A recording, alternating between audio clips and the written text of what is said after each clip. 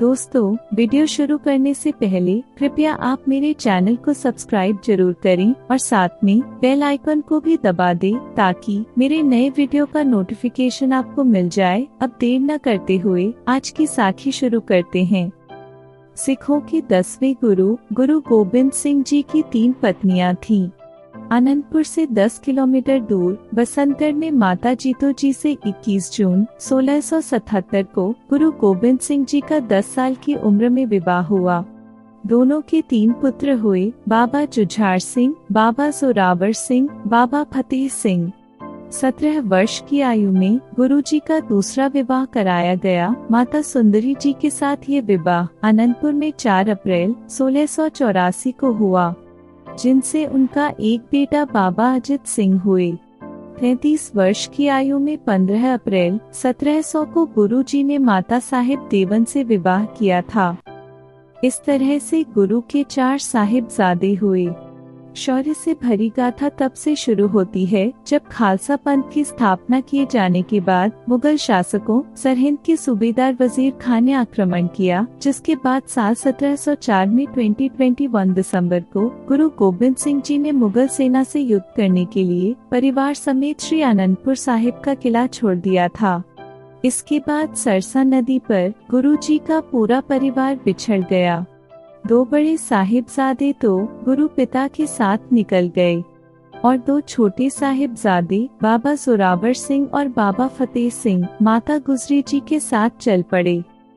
2 छोटे साहिबजादे बाबा जोरावर सिंह और बाबा फतेह सिंह माता गुजरी जी अकेले ही अपने रास्ते पर निकले थे। न तो उनके साथ कोई संबंधी था और न तो उनकी रक्षा के लिए साथ में कोई सैनिक था। परिवार के फिर से मिलने को उम्मीद दूर दूर तक नहीं थी और ऐसे हालात में भी पूरा परिवार आत्मविश्वास से भरा हुआ था। इस शौर्य की कहानी में एक गद्दार नौकर का भी जिक्र होता है, जिसका नाम गंगू था। वो एकाएक ही रास्ते में माता गुजरी जी को मिल गया, जो कि एक वक्त पर गुरु महल की वो सेवा किया करता था। उसने माता गुजरी जी को विश्वास दिलाया कि वो उनके बिछड़े परिवार से मिलवाएगा और इसी विश्वास के साथ तीनों को वो अपने घर ले आया। गंगू के लालच ने सब कुछ तहस नहस करके रख दिया। कहते हैं कि गंगू ने धोखेबाजी करते हुए तुरंत वजीर खां को इस बारे में जानकारी पहुंचा दी कि माता और 2 छोटे साहिबजादे उसी के घर पर रुके। इस खबर के बदले वजीर खां ने उसे सोने की मोहरें भेंट की। फिर बिना देरी वजीर खां के सैनिक माता और दोनों साहिबजादों को गिरफ्तार कर ले गए। तब 7 साल के बाबा जोरावर सिंह जी थे और 5 साल की आयु के बाबा फतेह सिंह जी।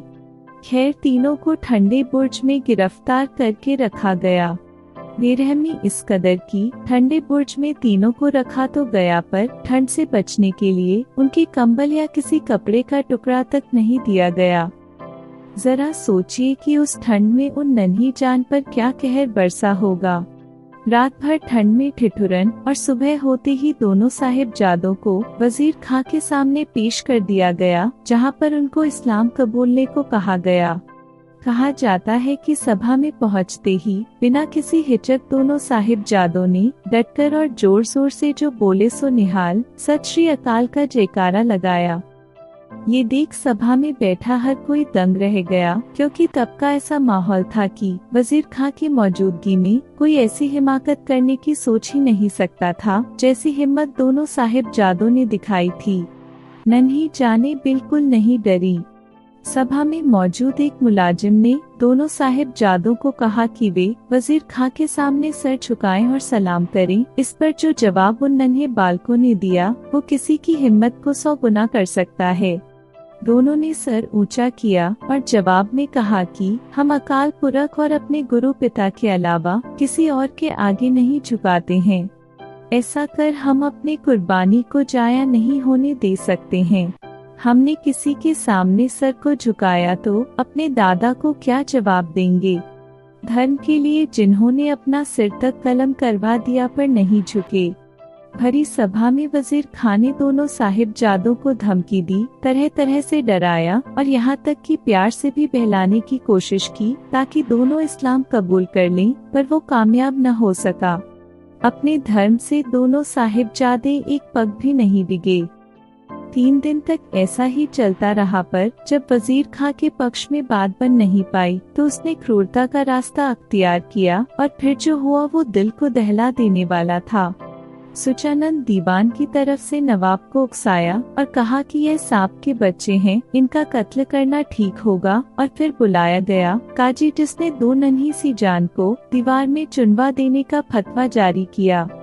हालांकि वहीं मौजूद मलेरकोटला के नवाब शेर मोहम्मद खान ने इस फतवे का पुरजोर विरोध किया, पर किसी को उस विरोध से फर्क नहीं पड़ा।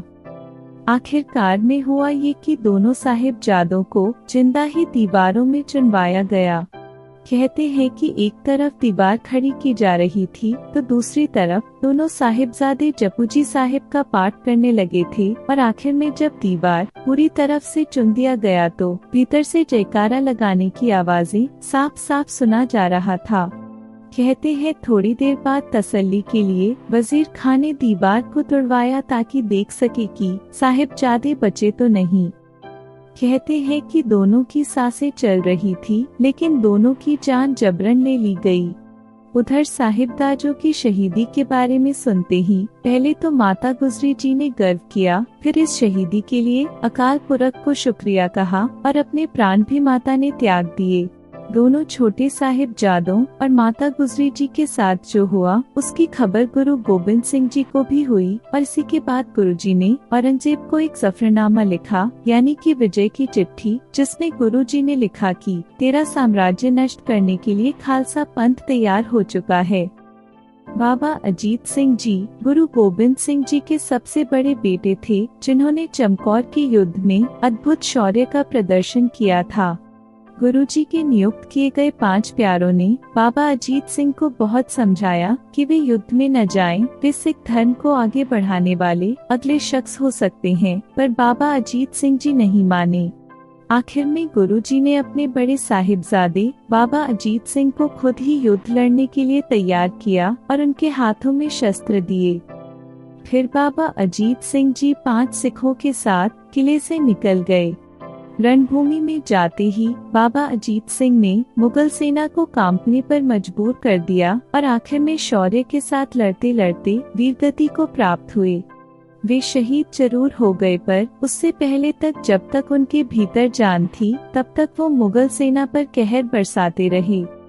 दुश्मनों को यह अंदाजा हुआ कि बाबा अजीत सिंह के तीर खत्म होने लगे हैं, पर ये क्या, तभी बाबा अजीत सिंह ने तलवार निकालकर लड़ना शुरू कर दिया।